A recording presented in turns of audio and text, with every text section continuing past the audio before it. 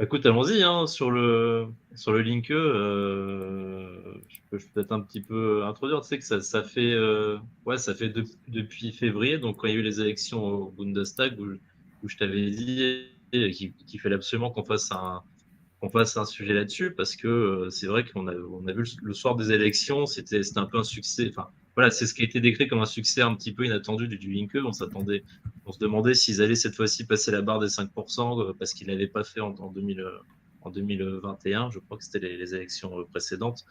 Mais donc là, et là, ils ont carrément réalisé un score de 8,8%. Voilà, ils ont mené une bonne campagne. Voilà, et le soir des élections, je pense qu'on a tous en tête, enfin voilà, tous les gens qui suivent un petit peu la politique allemande et qui suivent le Linke ont l'image quoi, ouais, à l'annonce des résultats où il y a vraiment l'explosion de joie avec, enfin voilà, où ils sont au siège du Linke quoi. Mais Ouais. c'est vrai que Il moi, faut sur peut-être le moment, je rappeler me suis, que, je me permets juste de rappeler que la fois d'avant, ils avaient failli ne pas être au Parlement, ils avaient eu moins des 5%, ouais, qui normalement sont la limite, mais il y a une autre règle que si on a trois mandats directs, eh ben, on peut arriver au Parlement et ça les a sauvés, quoi. Mais ouais, là, sinon, ils auraient ils disparu avaient eu à du l'époque Parlement. une quarantaine de mandats directs en fait. Donc ouais, c'est ce qui les avait déjà sauvés à l'époque, quoi. Et c'est vrai Mm. on pouvait avoir l'impression que le parti était un petit peu lentement en train de disparaître, mais voilà, là, il a réalisé ce score qui lui a permis de revenir un petit peu, voilà, un petit peu au centre ouais, de la politique allemande, quoi. Et c'est vrai que moi, je me suis dit assez rapidement, c'est bien, mais vu le contexte, on pourrait comme en attendre un petit peu mieux du Linke, quoi. On pourrait peut-être rapidement commencer par un historique un petit peu, parce que je suis pas sûr. Enfin, voilà, les gens qui habitent pas forcément en Allemagne, qui ont regardé la vidéo, connaissent pas forcément toute l'histoire de ce parti. Donc peut-être rapidement Mm. rappeler que en fait, c'est un parti qui est né en 2007.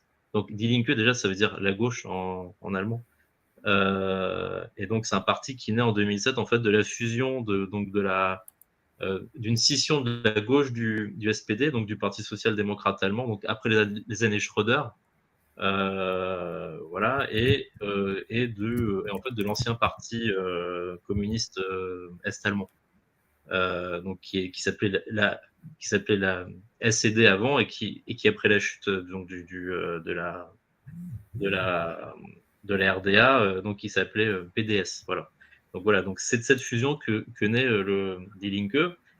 Et donc, ils vont directement avoir quelques bastions électoraux donc, dans l'Est, en faisant quelques percées rapidement à l'Ouest, en rentrant notamment dans des parlements régionaux, notamment à Brême. Euh, voilà, et c'est un parti qui a aussi été au pouvoir en Thuringe pendant 8 ans, je crois, donc avec un gouvernement mené par Bodo Ramelow. On aura l'occasion de reparler de ce personnage du Linke. Donc dans une coalition donc, qui était menée par le Linke donc en coalition avec les Verts, Die Grünen, hein, donc, et le SPD. Et donc, c'était une coalition qui était majoritaire entre 2014 et 2020, mais qui après était minoritaire. Donc, c'est-à-dire qu'ils avaient besoin quand même des voix des autres partis pour faire passer leur programme.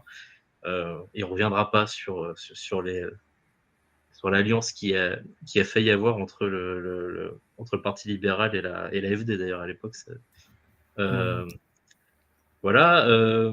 Au niveau des scores, en fait, en fait, des Linke, ils ont très rapidement, en fait, dès les premières élections au Bundestag auxquelles ils se sont présentés, donc c'était en 2009, ils ont rapidement obtenu un assez bon résultat, puisqu'ils avaient fait 11,9%, ce qui leur avait permis d'avoir 76 élus. Et avant bah, de reculer un petit peu, puis de stagner dans les années 2000. En 2013, ils font 8,6%, ils ont 64 élus. En 2009, ils remontent un petit peu, ils font 9,2% et ils ont 69 élus.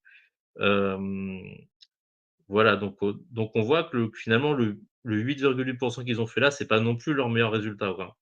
Mais c'est surtout voilà, en 2021 en fait où ils s'effondrent et où ils font seulement 4,9%. et en fait, ils réussissent à rester en fait, en Allemagne, il y a la règle donc voilà, en fait, il faut dépasser la barre des 5 pour entrer au parlement, sur au niveau du vote, à la proportionnelle. Mais il y a aussi un vote, donc par circonscription, et là, ils avaient réussi à avoir, 39 élus, donc notamment grâce à leur grosse implantation à l'est de l'Allemagne.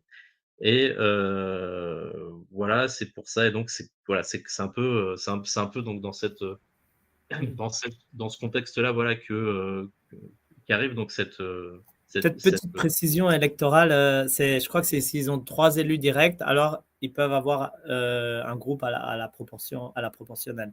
Donc ils ont ouais. 4,9 Ah oui, des oui, élus. d'accord, oui, oui, OK, oui, oui, c'est vrai qu'il y a, ouais, il y a ça aussi, ouais. Mm. Ouais. C'est ça. Oui, oui, non, tu as raison, tout à fait. Ouais. Et ok, mais je t'ai interrompu un peu là. Bah oui, j'étais lancé là pourtant. Ouais, Non, non, non, non, mais tu as raison, c'est vrai, c'est une bonne précision.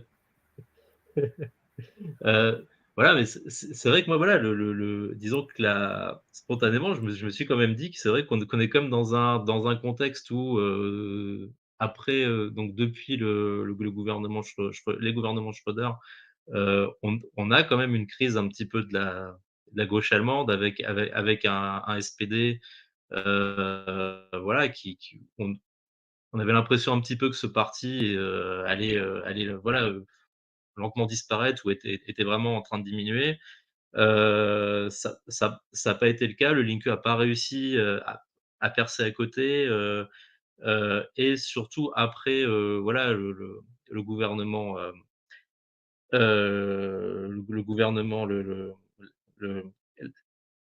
la coalition, donc SPD Verts, FDP, voilà, on pouvait s'attendre quand même voilà, à ce qu'ils aient un petit peu plus de de voix, et donc ça pose forcément la question, de la stratégie, hein, qui a été adoptée par le parti, et c'est vrai qu'en fait, quand on regarde finalement, les résultats, en fait, oui, donc ils prennent pas mal de voix, au SPD, ils prennent pas mal de voix aux Grünen, en fait, mais finalement, ils réussissent pas à élargir la base électorale de la gauche, quoi, donc ça veut dire qu'en fait, peut-être globalement, ouais. préciser aussi, il y avait une situation assez particulière en Europe, puisque nous, en France et beaucoup de pays, avions l'extrême droite comme parti de contestation. Mais en Allemagne, il n'existait pas en fait encore. L'AfD a été lancée, je crois, en 2013.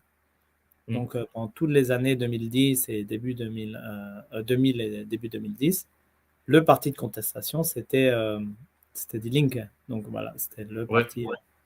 Ouais, mais justement, ils ont perdu, cette, cette image du parti qui remet en cause, voilà, les partis traditionnels, et c'est vrai que très concrètement, c'est l'AfD qui prend cette image aujourd'hui, voilà, bien davantage, et voilà, c'est pour ça que voilà, c'est bien, le Link remonte, mais à mon sens pas forcément assez. Et c'est vrai que, voilà, que enfin, voilà, je pense qu'on est quelques-uns à se demander un petit peu où est-ce qu'ils vont, quoi, aujourd'hui, et d'ailleurs, je suis pas le seul parce qu'il y a donc là, il y a eu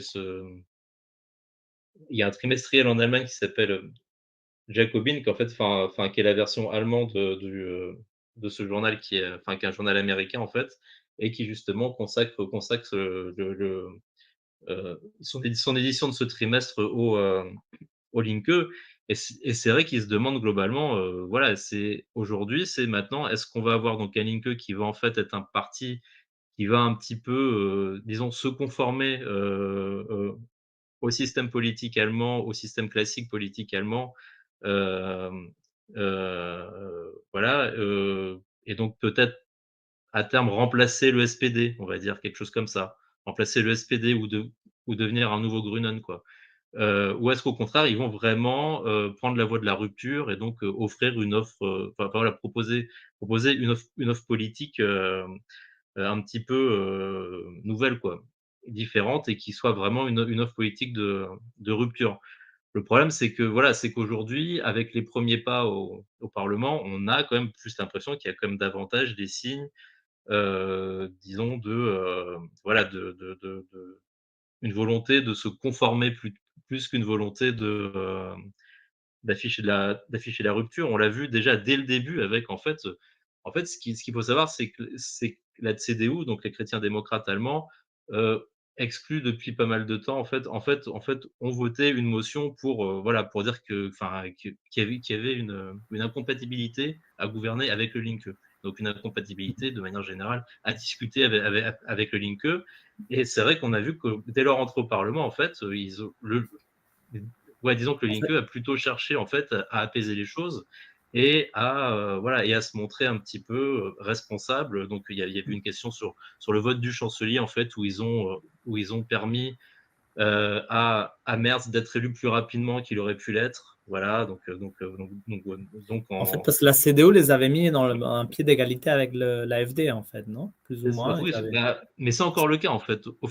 Disons qu'officiellement, c'est officiellement. encore le cas. Il y a toujours cette motion, cette décision, voilà, qui fait que c'est, voilà, que ce sont des mais on a l'impression, voilà, que le Linke, en fait, plutôt que d'assumer et de dire: «Bah, c'est très bien, nous, de toute façon, on n'a pas envie de discuter avec la CDU», notamment la CDU actuelle, la CDU de Merz, qui est, oui, enfin, qui a pris un tournant quand même, très, très, très, très libéral, Droitier, encore plus ouais. libéral, très raciste, très xénophobe, hein. Merz, moi je me rappelle dans les années 2000, c'était vraiment celui qui portait, le débat sur la culture de référence allemande, hein, et puis après ça a vraiment été, l'anti-Merkel, quoi. Donc voilà, voilà, ça pourrait être en fait un argument de dire: «Beh, très bien, la CDU veut pas discuter avec nous, mais on n'a rien à faire avec ces gens-là aussi». Mais non, on a plus l'impression au contraire, voilà, qu'ils essayent au contraire de s'en rapprocher. Et je Hem, t'avoue que cet épisode-là que tu as mentionné, ça m'a un petit peu marqué parce que c'est assez symbolique, hein, ça n'a pas changé le monde. Mais donc l'histoire, c'était parce que Merz a été donc il a fait un vote au Parlement pour devenir chancelier et en fait, il n'a pas été élu. C'est la première fois que ouais, ça arrive, qu'il n'obtient pas la majorité. Normalement, le chancelier, bon, ben voilà. On sait qui vote pour, il faut une coalition, tout le monde vote, tous ceux de la coalition votent pour et on sait quoi. Et là, en fait, voilà, il y a des gens de la CDU, du SPD qui n'ont pas voté pour et il n'a pas eu la majorité. Ça a été un gros flop, quoi. Et c'était un mercredi. Et donc, dans le protocole, ben, ça devait être le deuxième vote. Il y a un deuxième tour, donc il aurait été chancelier. Ça devait être le vendredi.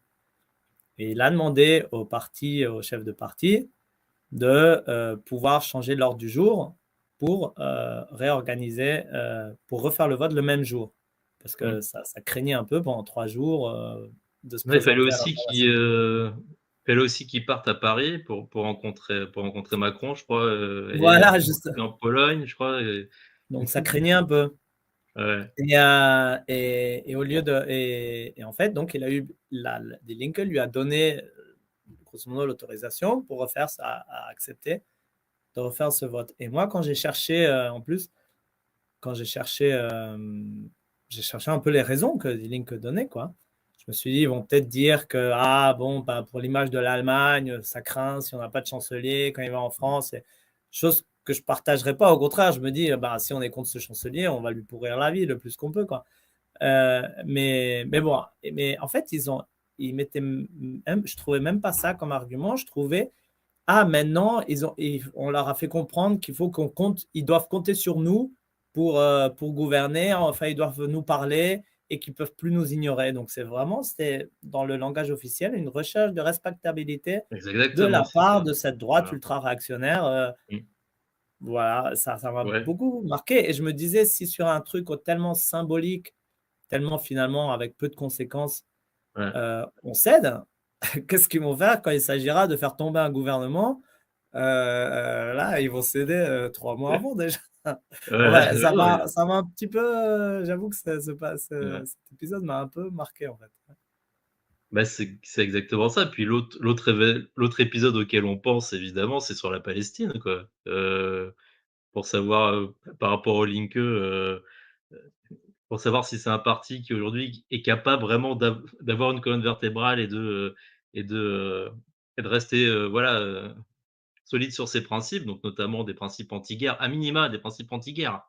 Voilà, on demandait même pas non plus, enfin d'aller en d'aller plus loin que ça, mais voilà, mais même au sein du Linke, il y a vraiment, il y a sur la Palestine, ça déjà ils ont mis du temps à réagir et puis en plus il y a une grosse scission au sein du parti avec, donc av avec, avec clairement, certains qui sont encore très très Ouais. pro-israéliens, voilà, qui sont encore vraiment dans le discours, de la raison d'État allemande, qui doit absolument être aux côtés d'Israël, quoi qu'Israël fasse. Notamment donc, la figu enfin, une des figures ici, c'est, Bodo Ramelow qui était donc le ministre-président de Thuringe et qui encore récemment tenait des propos sur le mouvement pro-palestinien qui était complètement délirant, quoi, où il disait que c'était un mou enfin, que c'était sans et que les gens réfléchissaient pas du tout, que c'était complètement, sur, enfin, enfin voilà, que ça correspond enfin qu'en gros que les gens qui défendaient la Palestine, qui disaient qu'il y avait un génocide à Gaza étaient des imbéciles, quoi, tout simplement. Donc voilà où on en est encore et donc hier justement et enfin voilà et donc hier il y a encore eu un nouvel épisode avec une conférence qui devait se tenir entre donc avec notamment la participation d'Emma Fourreau, la députée France Insoumise au Parlement européen, à Berlin. Ça aurait dû donc si j'ai bien compris, ça aurait dû se tenir à la, heu, hem, Karl-Liebknecht Haus ou pas? C'est ça ou, Je crois que à j'ai la compris que c'était un à la immeuble qui regroupait à la fois le siège de Die Linke et la Fondation Rosa Luxembourg. Enfin, je C'est sais ça, plus. ouais, ouais, c'est Mais ça. Voilà et donc finalement ça s'est pas tenu, c'est annulé au dernier moment et donc ça a pu se faire, donc grâce aux jeunes, de Die Linke qui eux pour le coup sont vraiment, solidaires avec la Palestine et heu et donc voilà, donc et puis il y a voilà, aussi nouvel épisode. un Ouais, député de Neukölln, qui est du quartier très populaire à Berlin, qui est ultra actif sur ce terrain-là. Mais d'ailleurs, je viens de voir que, à l'instant, même pas pendant trop qu'on ça, quoi. parlait, que Berlin Insoumise a publié un communiqué justement pour dénoncer ça. Et par contre, il mentionne Ah, aussi les appuis qu'ils ont reçus au sein de Die Linke, parce qu'en fait, c'est un parti oui, extrêmement non, non. fragmenté, hétérogène, en fait, extrêmement, avec qui a reçu, après ces élections, une quantité énorme de jeunes, qui a vraiment, je ne Mmh. sais plus si triplé, je ne sais pas de combien, enfin, le nombre de ses militants. Donc, il a énormément de gens nouveaux, et du coup, une hétérogénéité idéologique extrêmement grande. Et justement, c'est un peu tout ça le défi, c'est trouver une ligne et mettre tout le monde un peu sur le même, sur la même lignée, quoi, ou au Ouais, moins ouais. réussir à vivre ensemble. Mmh. Et je pense que c'est ça qui est, voilà, qui se joue en ce moment, parce que, par exemple, j'ai entendu dire qu'ici à Fribourg, c'est plutôt réputé plutôt de gauche, et c'est vrai que je suis allé voir deux, trois trucs, et ça avait l'air assez très, ouais, très combatif, puis je parlais avec les gens, ils avaient l'air assez plutôt quand même, ouais, sur la même vision, quoi. Mais il y en a d'autres, par contre, il y a même peut-être si je peux me permettre un autre épisode, la chef, enfin la dirigeante qui s'appelle Inès, comment elle s'appelle la dirigeante de Die Linke? Il y a les deux, bon, tu trouveras le nom. Attends là, oui, non, oui, oui, non, c'était pas la tête de liste, c'était pas, Non, c'est pas la tête de liste, c'est la dirigeante pas du Heidi parti avec Rachinek, mais Jan von Acker, je crois, et Inès, mais bref. Et en fait, je crois que c'est Inès Schwertner, voilà. Et il y avait une interview où à un moment, il lui demande sur les 70 ans, parce qu'ils font déjà toute la campagne de propagande en Allemagne pour mettre la retraite à 70 ans. Ils ne sont même pas encore maintenant, arrivés aux 67 ans. C'est en train de se faire, enfin progressivement, et qui parle déjà des 70. Et, et elle dit non, c'est inacceptable, les 70 ans, franchement, bon, très bien. Après, elle dit bon, peut-être une augmentation modérée, on peut encore discuter, mais 70, c'est inacceptable. Et ça, c'est drôle qu'en Allemagne, Ouais, non, c'est ça, ouais. la gauche radicale considère qu'on pourrait discuter d'augmenter encore plus loin de 67 ans la retraite. Ouais, non, mais c'est pour ça que là, voilà, il y a quand même des signes dans ce début de mandature, qui sont un peu inquiétants, voilà. C'est on peut, voilà, ils sont prêts à lâcher sur les retraites. Il y a eu aussi un vote au Bundesrat, qui était, je sais pas si tu te rappelles, où en fait les Länder, avec dans la majorité, enfin avec dans la coalition, Die Linke ont voté, enfin il y a 2 Länder, donc à Brême et en Mecklembourg-Vorpommern, qui ont voté. Donc je sais pas où on s'était, où ça a coupé, où ça a arrêté, mais en tout cas voilà quoi, le début de la nouvelle mandature, voilà, il y a quelques signes quand même, plutôt, voilà, qui sont plutôt inquiétants, plutôt qui donnent plutôt l'impression qu'on a un parti qui, plutôt que de s'affirmer comme une opposition assez nette et comme un parti de rupture, au contraire, voilà, hem, veut chercher, à se montrer responsable, voilà, à facili voilà, hem et aussi, voilà, donc maintenant la question c'est là, quels vont être les enjeux en fait pour le Linke, voilà, les prochains enjeux sur lesquels, voilà, va un petit peu se décider l'avenir du parti. Et donc là-dessus, je m'appuie aussi, hein, je rappelle, hein, tous les articles qui peut y avoir là dans cette édition de Jacobin. Hem, Avec déjà, voilà, les prochaines élections qui vont se tenir à Berlin, où pour l'instant, dans les sondages, le Linke est annoncé en tête. Mais évidemment, s'ils sont élus, ils vont devoir, gouverner donc dans une coalition qui sera probablement une coalition avec le SPD et les Grünen. Et voilà, et donc va se poser la question de savoir, voilà, je est-ce qu'ils vont être capables à ce moment-là, en fait, de pas reproduire des erreurs qui ont pu être pro qu'ils ont pu faire dans le passé? C'est-à-dire finalement, d'accepter, tellement de reniements que finalement, voilà, donc voilà, pour en revenir par exemple à Bodo Ramelow qui a dirigé la Thuringe. Moi, c'est vrai que les amis, en Thuringe que je connais parce que j'ai habité 1 an à Iéna, heu, voilà, nous disaient: «Mais en fait, finalement, que ce soit le Linke, enfin, en fait, on voit pas trop la différence». Heu, Parce que voilà quoi, on nous demande toujours de faire des économies. En plus, c'est des gens qui travaillent dans l'enseignement, donc qui sont soit profs, en collège, lycée, soit à l'université, et qui disent: «Mais en fait, voilà, même avec la gauche, soi-disant au pouvoir, c'est toujours moins de moyens, voilà, il faut vraiment faire avec les moyens du bord, quoi». Et ce que disait par exemple, enfin, ce qu'on peut par exemple lire dans le Jacobin, c'est vrai qu'en fait, heu, disons que le Linke en Thuringe, disons, n'a aucun exemple en fait par exemple, de ville qui a subi une désindustriali de une forte, désindustrialisation, et que le Linke aurait réussi en fait à faire revivre, autour, voilà, en revitalisant, heu, l'économie locale, en faisant en sorte que les dépenses restent sur place, quoi, que les investissements sur place, soient réellement porteurs, quoi, voilà. Et donc c'est vrai ils ont vraiment enfin voilà, pas vraiment d'exemple de grosses réussites, quoi. Donc ils sont finalement restés, 8 ans, je crois, au pouvoir, et finalement, voilà, sans pouvoir, dire: «Voilà, bah, on a été au pouvoir, on a réussi réellement à changer les choses», quoi. Et donc c'est vrai que là, à Berlin, il va y avoir vraiment un enjeu, notamment sur le logement, puisque comme dans beaucoup de grandes villes à Berlin, il y a un problème de logement. Les logements sont trop chers. Et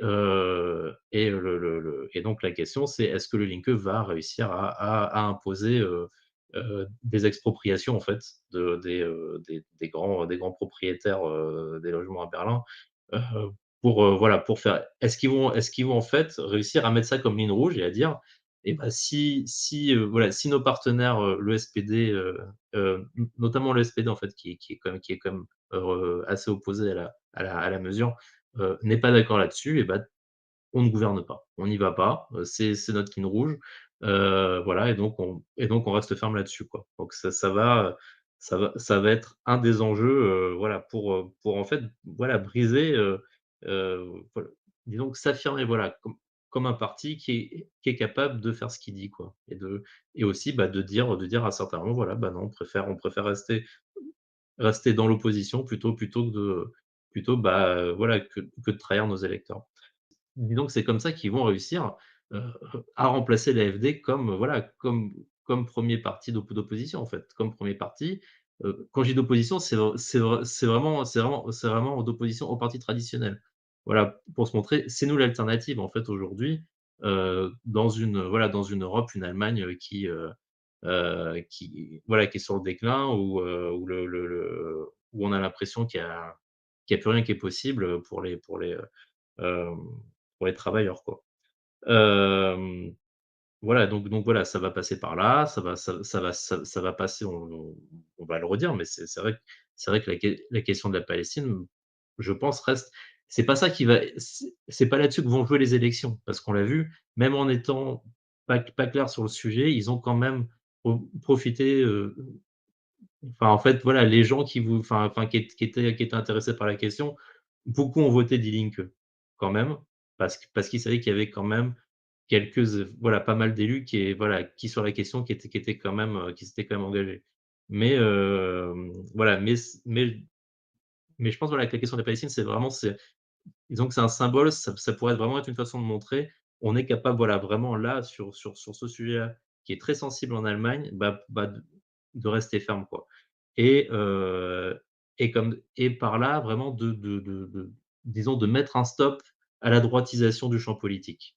De dire, voilà, sur ces grands sujets, sur la guerre, sur le logement, voilà, sur ces grands marqueurs-là, on reste ferme et on refuse d'aller dans cette direction qui est d'aller toujours plus vers la droite, d'accepter de discuter sur des mesures toujours plus à droite, notamment sur les retraites, et cetera, quoi.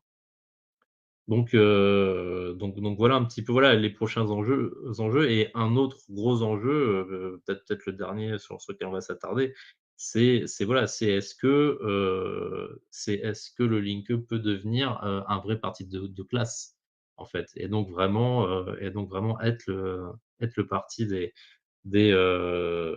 voilà, des travailleurs, quoi. Et pour ça, dans le Jacobin, il y a un article, un gros article qui est vraiment dédié à ça, et donc il dit qu'en fait le parti ne peut pas, à terme, se passer d'une implantation dans le monde syndical, parce que les syndicats allemands sont encore largement dominés par le par la social-démocratie, voilà, et donc l'article dit clairement, voilà, que le Linke doit jouer un rôle, en fait, doit investir ce champ-là bien davantage, jouer un rôle d'organisateur, permettre, en fait, au mouvement syndical de se restructurer, et donc paradoxalement, en fait, ils disent: «Oui, effectivement, il faudrait investir, disons les endroits où travaillent les électeurs du Linke, les militants du Linke», donc notamment, par exemple, dans les métiers du care, donc ça peut être dans le soin, dans le dans l'éducation, notamment des jeunes enfants, et cetera. Mais il dit, voilà, paradoxalement, même si l'Allemagne est en voie de désindustrialisation, c'est quand même dans l'industrie que les grandes conquêtes sociales s'obtiennent, et donc c'est là où, voilà, où le Linke doit aussi renforcer son implantation, avec ce problème, effectivement, qu'ils ont un électorat, enfin, le nouvel électorat qu'ils ont gagné, et ce qu'on n'a pas dit aussi, c'est vrai qu'ils étaient très implantés à l'est, et que là, ce qui change, c'est que, voilà, c'est que maintenant aussi, ils ont réussi à conquérir, heu, pas mal de zones à l'ouest, et notamment, des des grandes villes étudiantes, et donc c'est vrai que, voilà, ils doivent faire aussi avec ce nouvel électorat, qui est un électorat très jeune, qui est assez féminin, qui a d'assez longues études, et qui est très urbain, et donc qui finalement correspond pas forcément au profil des employés de l'industrie. Voilà. On pourrait juste rajouter aussi, sur les nouveaux adhérents du Linke aussi, ce que, ouais, c'est aussi, quelque chose qui était évoqué dans un article de Jacobin aussi. C'est qu'aussi il y a beaucoup, voilà, de jeunes qui arrivent, qui sont pas très formés à la politique et qui arrivent en disant: «Voilà, moi je veux plus d'égalité, je veux voilà, je veux m'engager pour les droits de l'homme» et cetera. Et un gros enjeu aussi qu'ils ont identifié au sein du parti, ça va être aussi disons de former aussi les gens, idéologiquement, quoi. Heu, pour, heu, pour que ça reste pas juste, voilà, on veut juste un peu plus, voilà, juste voilà quoi, un discours un petit peu basique, on veut un monde meilleur. Non, mais voilà, mais que les militants comprennent aussi que quand voilà, que si on s'engage en politique au sein du Linke, c'est aussi vraiment pour changer les structures sociales, tout entières. Et l'autre et peut-être le tout dernier point sur les questions internes au parti, c'est aussi la question, voilà, de l'organisation interne où c'est vrai que voilà, comme on l'a dit et par exemple, pour en revenir encore, au sujet de la Palestine, on l'a vu, c'est un parti qui manque peut-être des fois de cohérence, avec beaucoup de courants, et notamment voilà. Et donc c'est comme ça que par exemple, il y a eu récemment, enfin, maintenant ça remonte à quoi? À 2-3 ans, heu, il y a eu une scission au sein du parti avec la création du BSW, Bündnis Sarah Wagenknecht, qui en fait, enfin en gros c'était une des figures majeures du parti qui en fait qui en fait a quitté le parti pour monter son propre mouvement. Heu donc on pourrait enfin voilà, Mathy en avait déjà parlé et je vais peut-être pas trop attaquer, BSV, sans qu'il puisse après, répondre là s'il retrouve pas son micro. Mais voilà, mais disons que voilà, moi l'impression que j'ai, c'est que voilà, c'est que BSV a compris quelque chose, c'est qu'en fait, c'est que voilà, c'est que la forme mouvement pouvait être intéressante, donc un petit peu sur le modèle de la France insoumise. Hem, voilà, par contre, disons qu'au niveau, programmatique, disons que très clairement, moi voilà, le gros problème qu'il y a, c'est que c'est un parti qui clairement, a des positions disons qui vont être sur toutes les questions progressistes, on va dire, qui voilà, qui au contraire vont être très conservatrices, très, très anti, immigration et cetera. Enfin, peut-être pas anti-immigration, mais en tout cas très, voilà, très, si en fait anti-immigration, je pense qu'on peut le dire. Mais voilà, et qui malheureusement, à mon avis, fait le mauvais choix en fait, d'aller s'attaquer, à l'AfD, mais sur le terrain de l'AfD. Et à mon avis, ça pourra pas marcher. Moi, l'impression, c'est que, par exemple, je vois, par exemple, c'est un parti qui va être très populaire, en Allemagne de l'Est, en fait, chez les personnes, en fait, qui ont connu, la RDA, donc qui ont vraiment grandi en RDA, qui ont fait qui ont été à l'école en RDA et cetera, donc qui ont une vraie culture, heu, communiste, qui se voient difficilement voter pour l'AfD. Même si sur le plan des valeurs, ils peuvent en partager, certains points, voilà, mais pour eux, c'est vrai qu'ils ont cette culture antifasciste, anti-nazie, beaucoup trop ancrée voilà, pour pouvoir voter pour un parti de ce type. Et donc voilà, à mon sens, voilà, c'est quelque chose de beaucoup trop, enfin le restreint pour pouvoir espérer devenir, Volkspartei, comme on dit, un parti populaire, un parti qui est, de masse en fait, voilà, en Allemagne.